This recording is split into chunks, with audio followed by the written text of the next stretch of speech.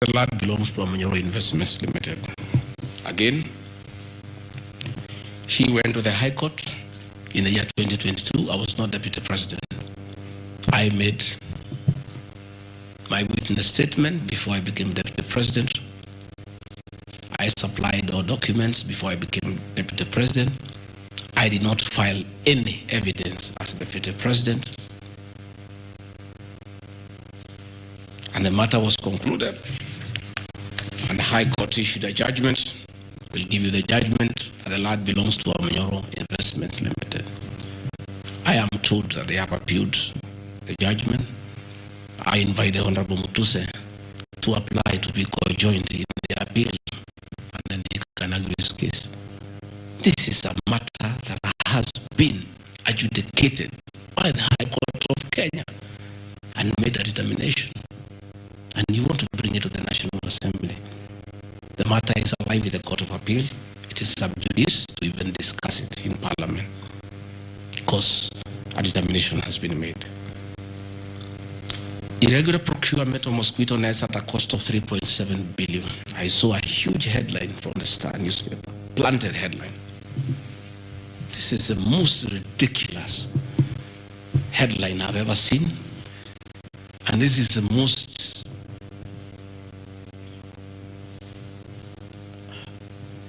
I lack a proper one and I don't want to speak Kikuyu.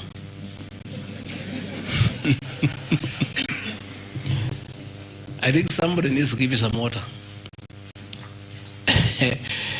What I'm looking for.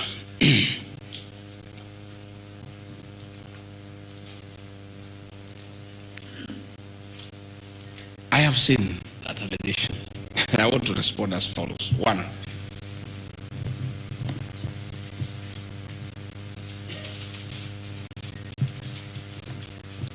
there is Andrew Mulwa. He has sworn an affidavit with the false allegations. And he had better be very careful. Because he has made a statement on oath. In the affidavit, he says that Deputy President was involved in KEMSA 3.7 billion irregular procurement of malaria nets, either directly or through proxies. Further,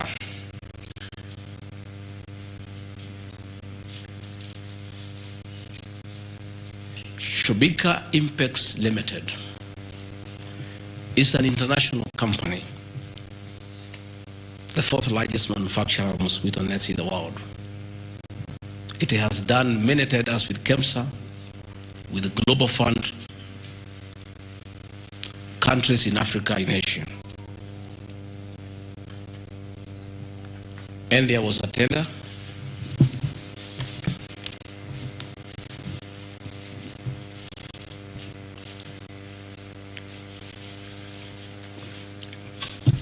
There was a tender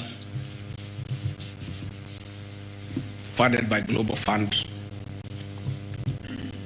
through KEMSA, and it was an international tender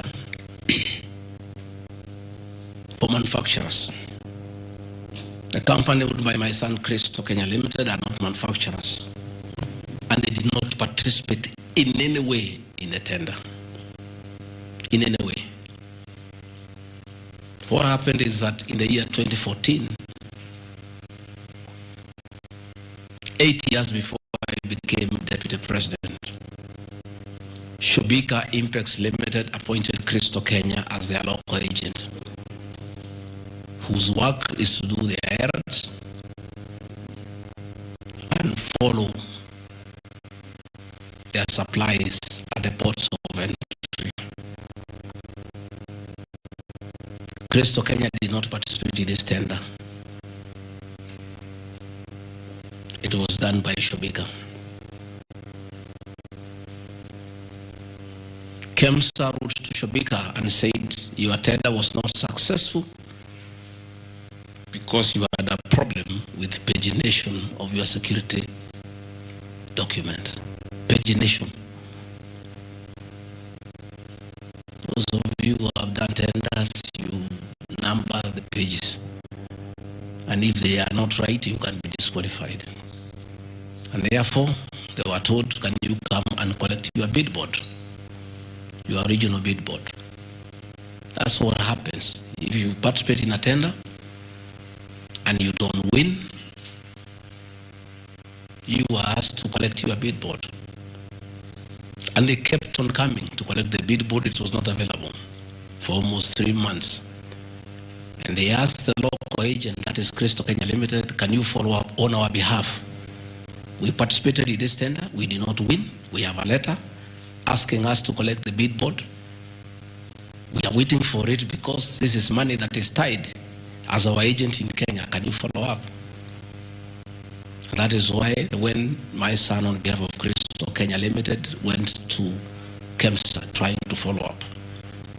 And when it was not working, he brought it to my attention and I made a call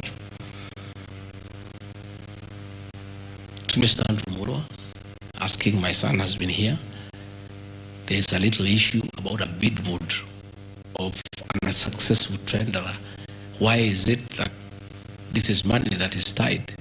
And these are foreigners, these are foreign investors. We don't want to make life difficult for them. Please, why don't you release it to it unless there's a problem? No, he said, no, the matter is under investigation.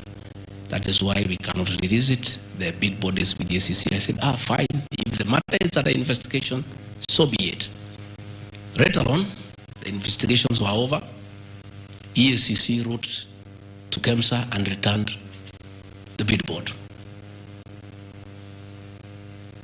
KEMSA in return wrote to Shobika and returned the bid board. End of story. Shobika did not win the tender. They were not awarded the contract to supply the nets. No nets were supplied by Shobika. No public funds were lost. And we are told by Deputy President asking why a bid board to a tenderer who has failed to win cannot be returned. He endangered the lives of the people of Kenya. That is how absurd the allegation is.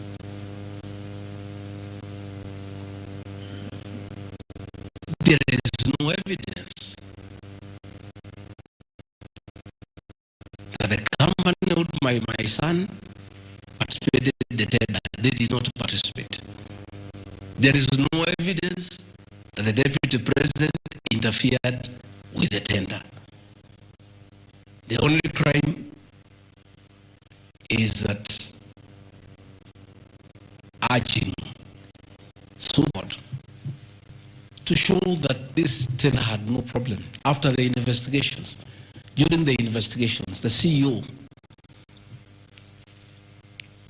Terry Ramathani, was suspended to allow investigations as it should be. And Mulwa became the CEO. Mulwa was not there during the tendering. He came after the tender had been annulled.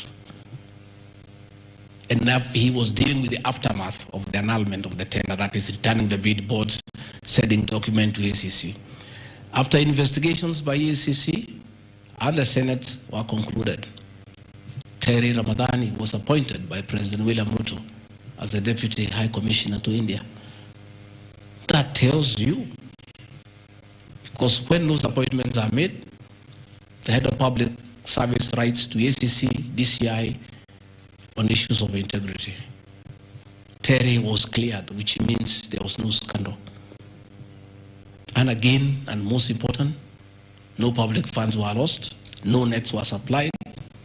Therefore, this is another fishing expedition to just justify the 5.2 billion. I think that is why they were putting the 3.7 billion to make the maths to add up. You know, when you want to talk big figures, you must look for 3.7, 600 and all that. Even all these things I've read here, if you take your phones, we are nowhere even, we have not reached 2 billion. Because Olive Garden 400 million, Queensgate Apartment 600 million, Outspan and Treetop 600. So these are just figures that were being put to the people of Kenya so that they can see us into into bad light. Unnecessary and expensive renovation at the official residence in Karen and Mombasa. How Mutuse knew it's unnecessary, I don't know. He has never been here. You guys were here before. When President William Ruto was deputy president, he was denied funds for 5 years. This place was in very high state of disrepair. It took me 7 months to move in. The roofs were leaking, the toilets were blocked, the septic tanks was broken down, the borehole was broken, there was nothing.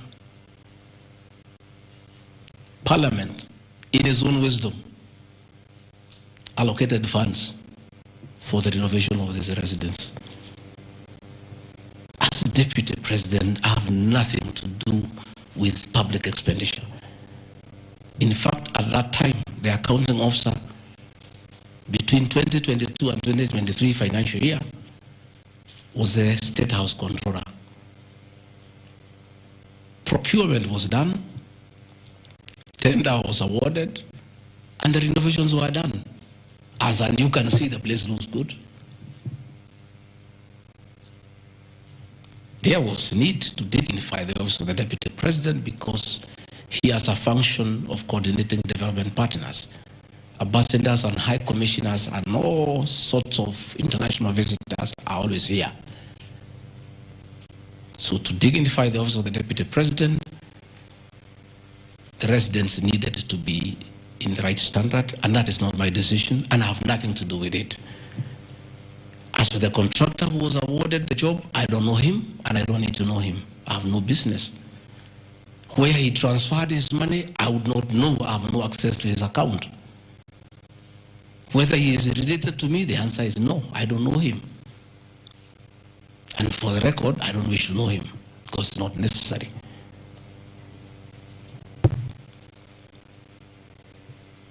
Government expenditure is audited every year by the Auditor General. Since this office was under the executive of the Deputy President for that financial year, the Auditor General did her inspection and gave us a clean bill of health. The renovations that were done were not highlighted with having any audit query. If the Honorable Mutuse had taken his time to look at the Auditor General's report, he would not have brought this baseless accusation. And even if there was an accusation, it should be directed to the accounting officer, who is the State House Controller, not me. I don't deal with procurement. I don't deal with financial management. I don't deal with anything to do with public finances. But since the matter has been raised, I have to answer to it. I have looked at the Auditor General's report, clean. I have looked at the contract, it's signed by the Controller of State House. As to the work, that I can attest, they did a very good job. And this residence has been dignified. The same with the residence in Mombasa. You know, the residence in Mombasa is where President William Ruto and his wife, Mama Rachel, were chased away, and the house allocated to the regional commissioner. And on assuming office, I took up the residence. It was in state of disrepair. Again, it was renovated. It's a good place. And I normally go there when I go to Mombasa. And it makes a lot of sense because before the renovation of that residence, anytime I went to Mombasa, I normally have a huge delegation of security people, hospitality, and all that goes with the office, not really me. The bills were very expensive. It makes a lot of sense to have an official residence for the Deputy President in Mombasa so that when he is there, you cut down on public expenditure.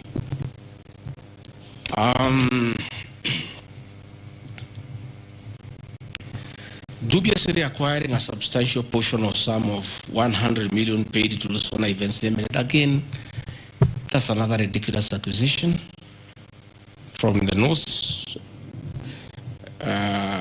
This is people who give services here for events. We have many meetings. You have come here for IBEC. They are tents put up here to the required standard. We have meetings here for development partners. This is a very busy residence. Most of you have been here. Again, I don't get involved in procurement. That is the work of the accounting officer and his team in public finance management. As to the person who does that work, I don't know he or she, and I have no business knowing who does the work. Those are things that are not in my purview. Again, the ridiculous accusations that that money came to me, one would have to demonstrate how it came to me. Was it brought to me through my account, through cash? Who was there? What is the evidence? Again, it is just trying to throw mud at me. And I want to say that that accusation is baseless, and we believe we want to see the mover of the motion coming up with tangible evidence. Again, these accusations lack particularities and specifics. They are just generalized accusations. Again, we'll be challenging that again in court, because there is a ruling that grounds of impeachment must be well grounded and must be particularized and specific. This is just an allegation. Where is the nexus between the supplier of events to this residence and the Deputy President, Rigathi Gachagua? There is no nexus. I don't know the person. I don't know the company. I'm not involved in the procurement. I don't even know how it is procured. All I do is I want events, and they are arranged, and I take part in those events.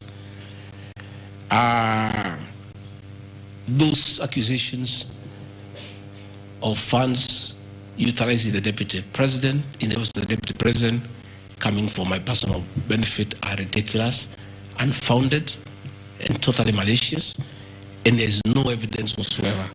And I want you people of the press to also have these people to give you the evidence. Don't just write headlines. Ask, where is the evidence? Where are the particulars? You know, you don't just allege, oh, this particular supplier, this money went to the Deputy President. Yes, fine, that is good. How? How did it go to the Deputy President? You must explain.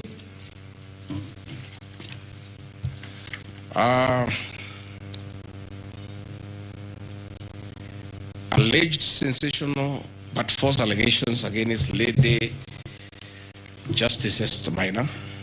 It is alleged that a special notice of motion at ground 4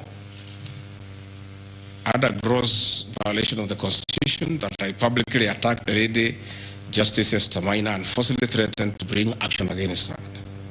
I did not threaten to bring any action against Justice Maina. I did bring action against her. I was just informing the public because I'm a public officer and have freedom of speech. I have filed a petition before the Judicial Service Commission against Justice Esther Maina in issues I felt I did not get proper justice. So I did not threaten her. I did what the law says. If you are not happy with the conduct of a judge, you file a petition before the the Judicial Service Commission, which I have done. Again, I don't want to delve before the matters because it is against sub judice, but that I have done. So I cannot be threatened. I cannot be said to threaten her. And again, I have a right as a leader, as a Kenyan, to say what I'm doing. And I did say publicly that I will bring a petition against her, and I have done it. And the evidence is there. You see it. We have filed a petition, and we are waiting for it to be concluded.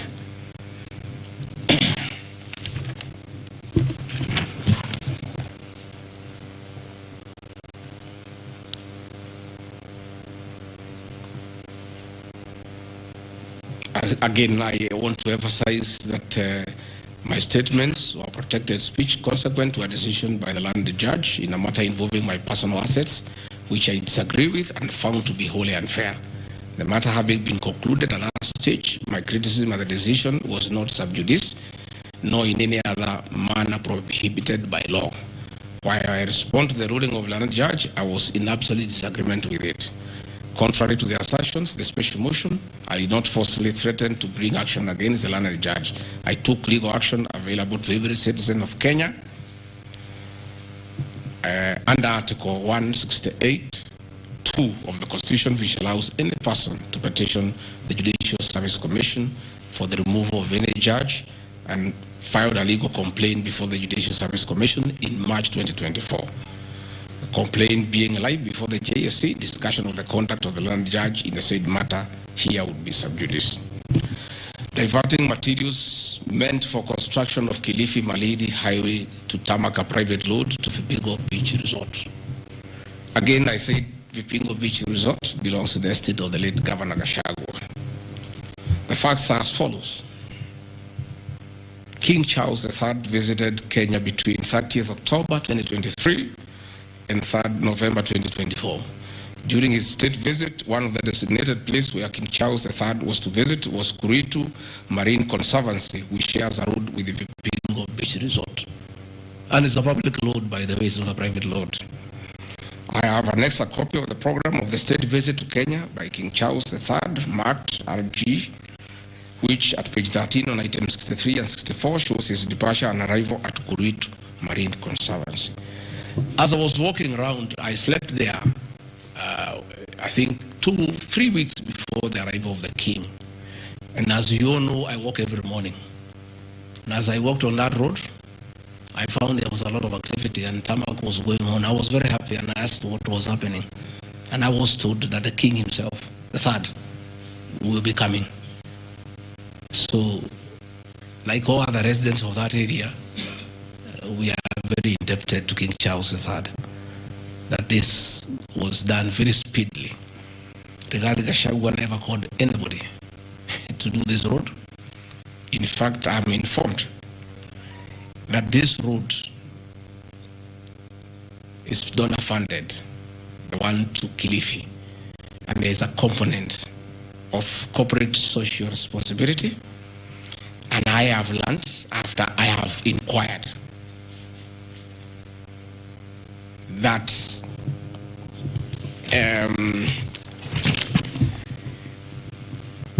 these people of that road is called Takaungu Shariani Vipingo. It's off the main road, and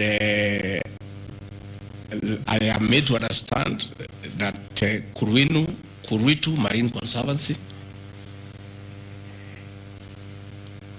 Vipingo Secondary School, Shariani Primary School, among other stakeholders, including a public market, applied to Kenya to be considered for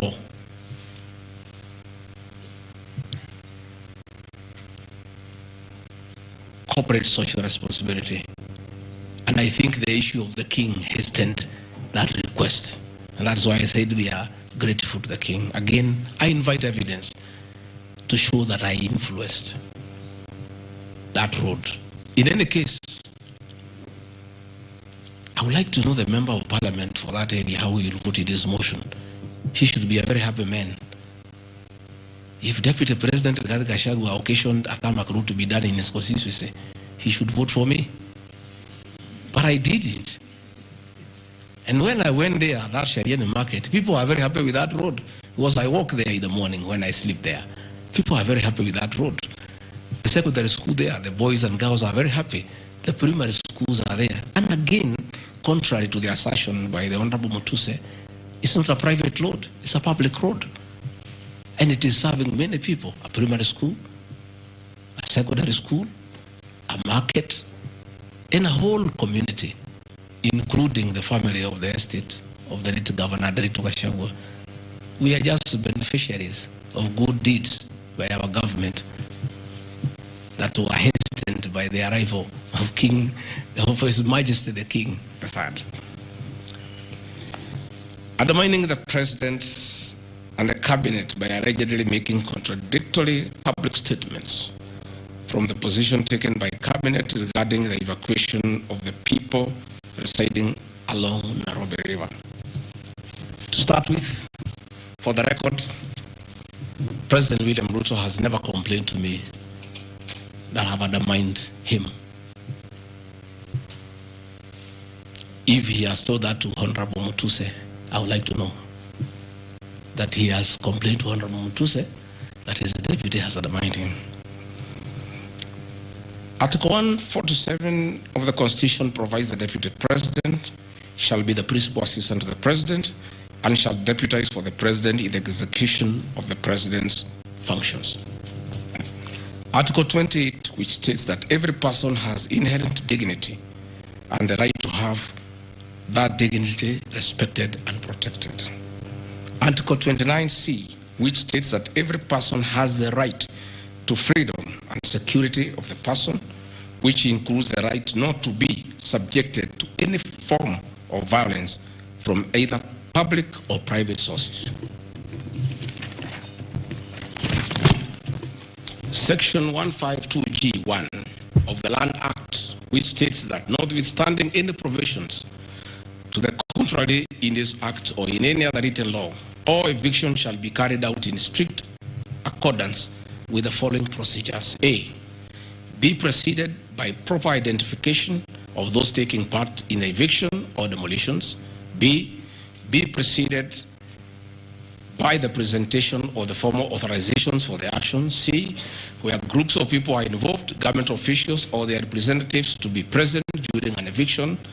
D, to be carried out in a manner which respects the dignity, the right to life and security of those affected, included special measures to ensure effective protection to groups and people who are vulnerable, such as women, children and elderly and persons with disabilities.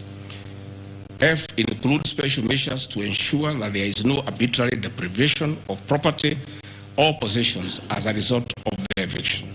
G, include mechanisms to protect property and possessions left behind involuntarily from destruction. H, respect the principles of necessity and proportionality during the use of force and give the affected person the first priority to demolish and salvage their property.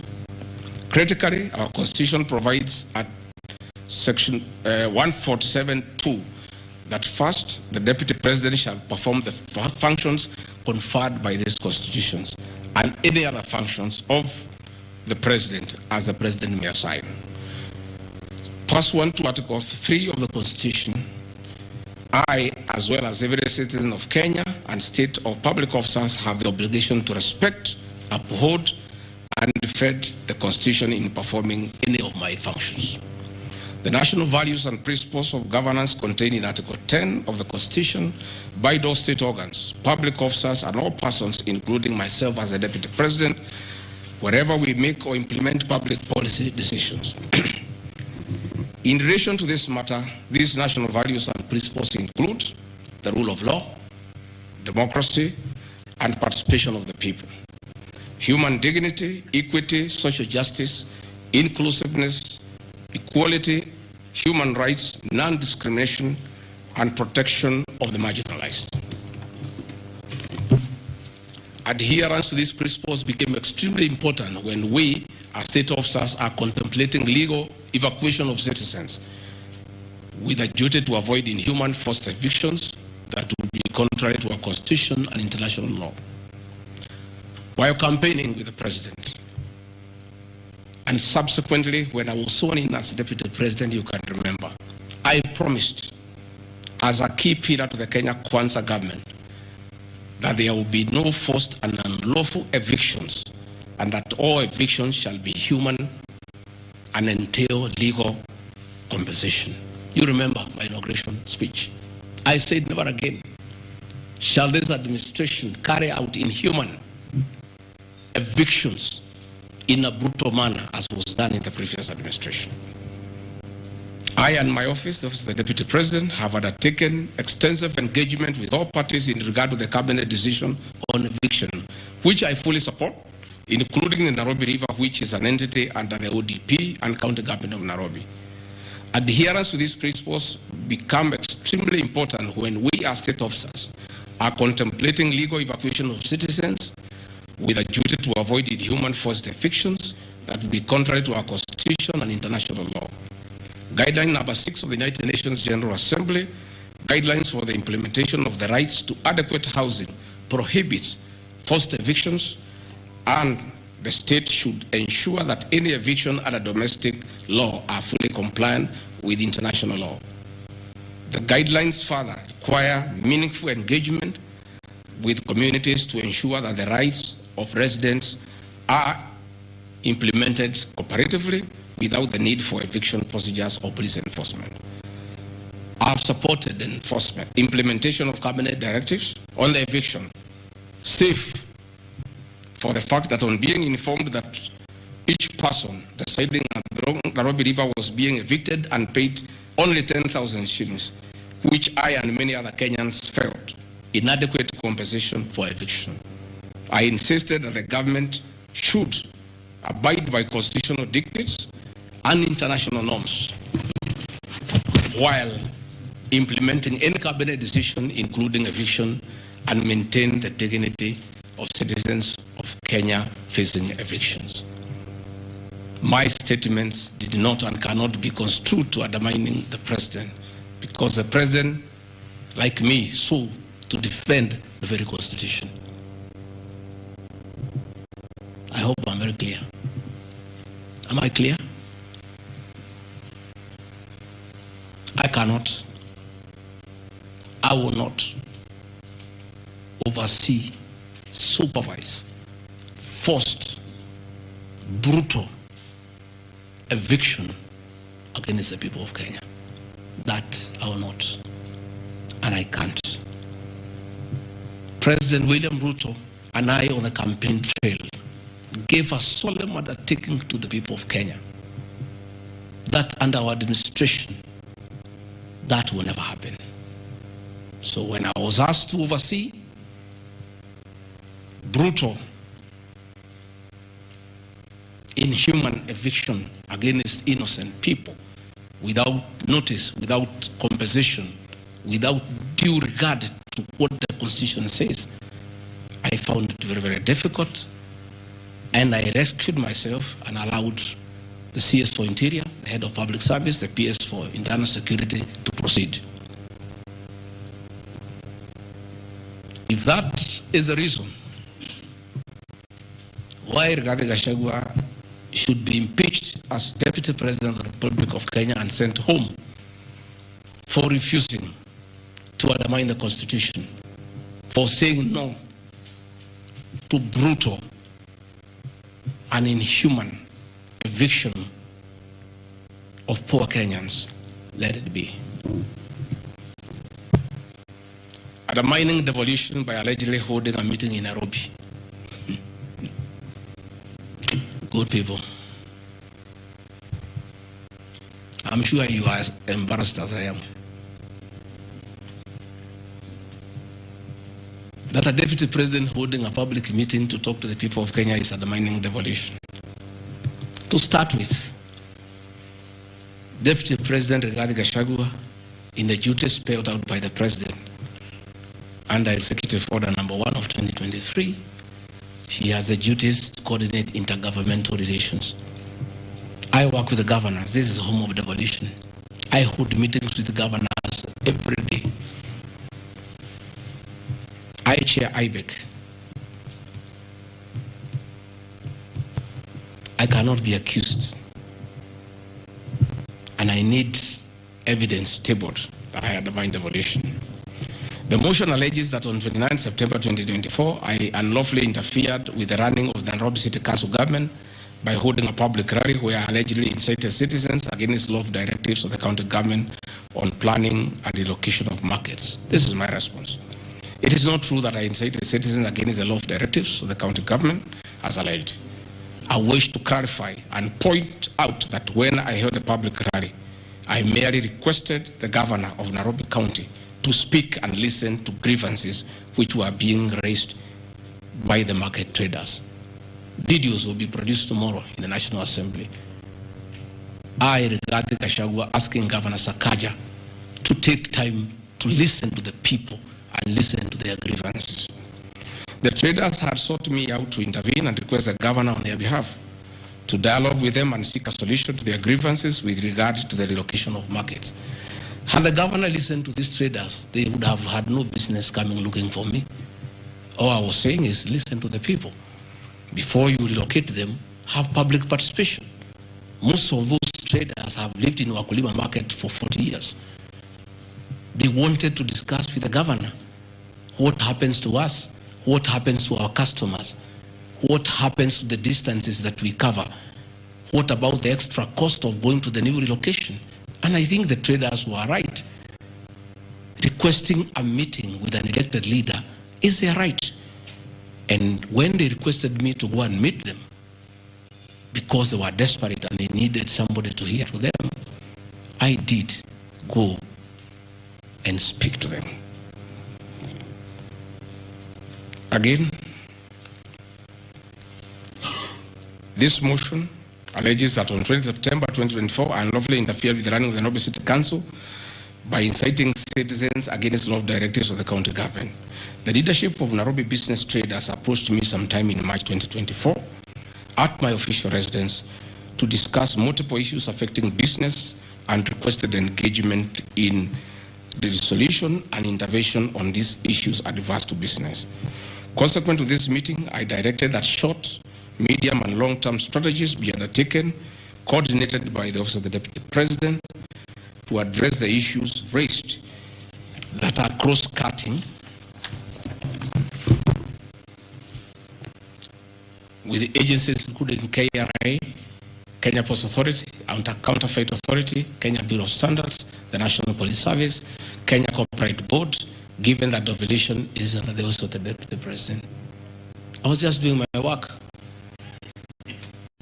On 11th April 2024, the Small Traders and Government Agencies Technical Committee, coordinated by my office, held a meeting to discuss issues raised by the small traders, including Mudhurwa Market, attended by ODP staff in a supportive role in keeping with the draft framework of cooperation and engagement between the government, Nairobi City County, and the Nairobi business traders.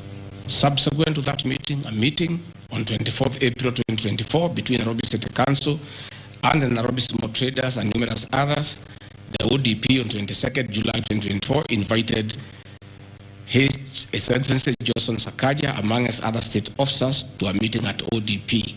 Officers scheduled for 22nd July 2024 to review the draft framework of the cooperation and engagement between the small traders and the government of Kenya.